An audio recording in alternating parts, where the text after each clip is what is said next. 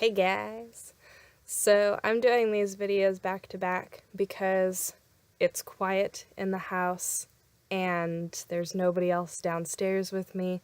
So I have this whole room to myself and I can talk to the computer and the camera without the rest of the family going, "What are you doing?"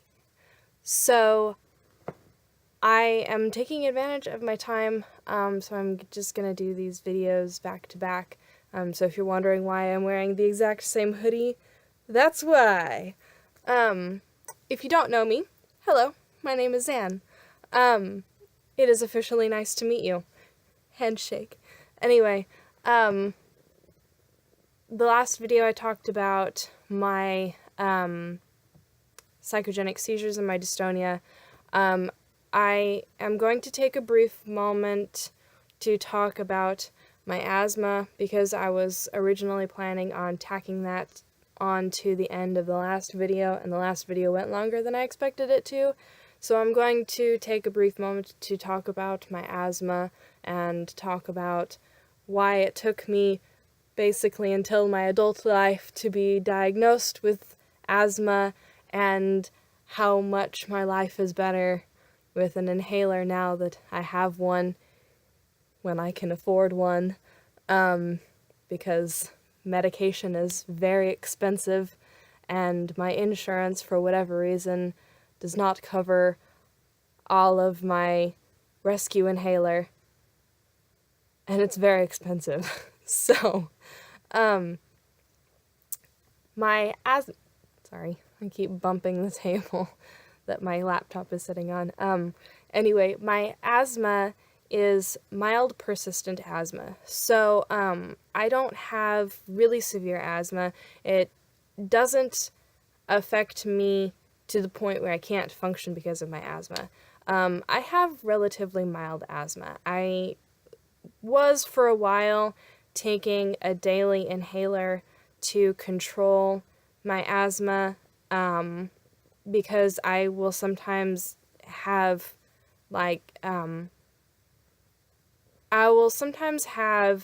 these periods of like a few days where I'll have like a bunch of clusters of asthma attacks all pretty close to each other.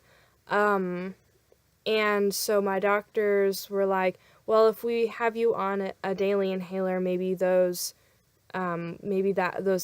episodes will lessen.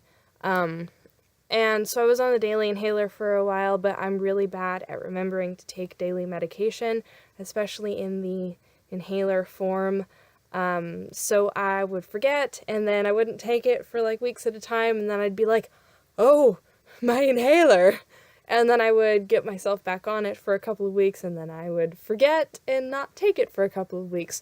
So I talked to my doctor and was like, this isn't really working out, and I'm not sure that I would be much better with pills, because you can get like a pill form. It's not albuterol sulfate pill form, but like I took, I'm not sure I'm going to pronounce this right, fluticasone, was my controller inhaler, and you can get similar medicines in pill form. And so I told my doctor, I was like, I'm not sure that I'm going to be much better with pills. And she was like, well, as long as it's being controlled decently with a rescue inhaler when you need it, then you should be okay. She's like, but if it gets worse and your rescue inhaler stops working as well, then we're gonna need to figure out some way to get you to remember to take your inhaler every day. So, I was really not very educated on what asthma is and isn't. I thought that having an asthma attack meant that you were audibly wheezing, and that when you breathed out, you could hear the like kind of wheeze. I'm not sure my microphone picked that up, but like that kind of wheeze that you hear when people are having asthma attacks. And I thought that you kind of had to have a wheeze, otherwise it wasn't considered an asthma attack, which is not true. I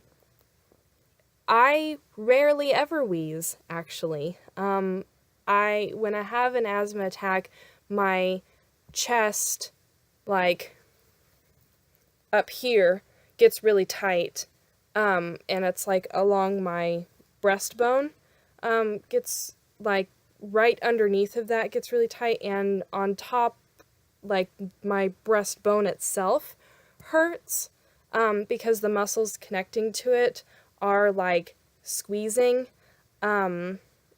sort of as a reaction to, like, my upper bronchial tubes sort of squeezing together and getting really super tight. And I can sometimes feel it kind of more up in my throat, too, a little bit. And when I have an asthma attack, my chest gets really itchy, actually. So my sternum hurts, my chest gets really itchy, my bronchial tubes get really super tight, but I don't wheeze a whole lot. And I actually also don't cough a whole lot. Kind of more classically,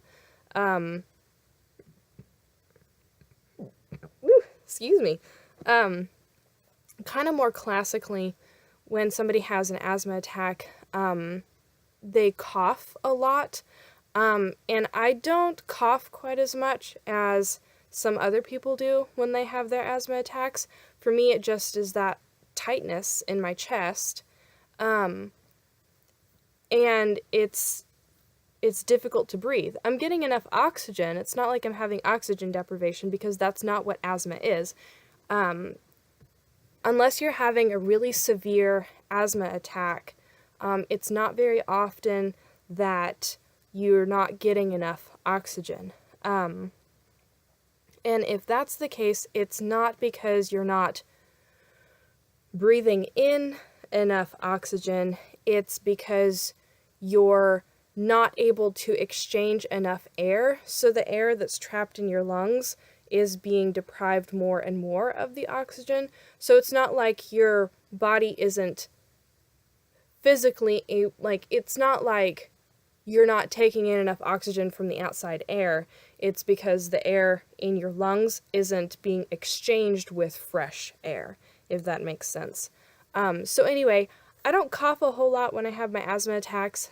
It's my chest and a little bit sometimes my throat, and it's a pain in my sternum, and my chest skin gets really itchy. My chest skin.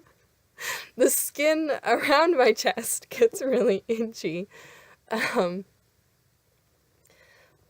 But that's kind of really about it. And my triggers for asthma attacks are like smoke and car emissions, especially diesel engines really get me going with that asthma, and like cigarette smoke, and I feel like there's a lot of the cigarette smoke is kind of a difficult one for me, because there's a huge stigma around people like not wanting to be around smokers when they're smoking, and for me it's like I don't care if somebody smokes. You do you. Like, if it makes you happy, it makes you happy. Some people smoke because smoking will sometimes, help with, like, depression and things like that. So it's like everybody has their own, reason for doing it, and I'm not going to sit here and be like, you're a smoker. If you want to smoke, smoke. That's fine with me. Like, it's your body. It's not my choice to tell you what to do with your body. But at the same time, I'm over here like, I physically have a hard time breathing when you're smoking around me. So I don't want to seem rude, but I need to be able to breathe. So I'm going to take some steps back. And I always do feel really rude, I think, because there's such a stigma around the sump pump turned on behind me, and it startled me a little bit, because I was not expecting that. It has not been raining, so not entirely sure why the sump pump came on. But anyway, there's a stigma around, having to say, like, I just need to take a couple steps back if you're going to smoke. So I always feel really super, like, not super comfortable with telling people I can't breathe and I'm having an asthma attack because you're smoking right next to me and I'm exposed to your smoke. So anyway, smoke does that to me. I don't really get a reaction a whole lot from, like, pollen and stuff like that. But anyway, I went a little longer than I thought I was going to with the asthma thing, so I might actually end here with the asthma thing, and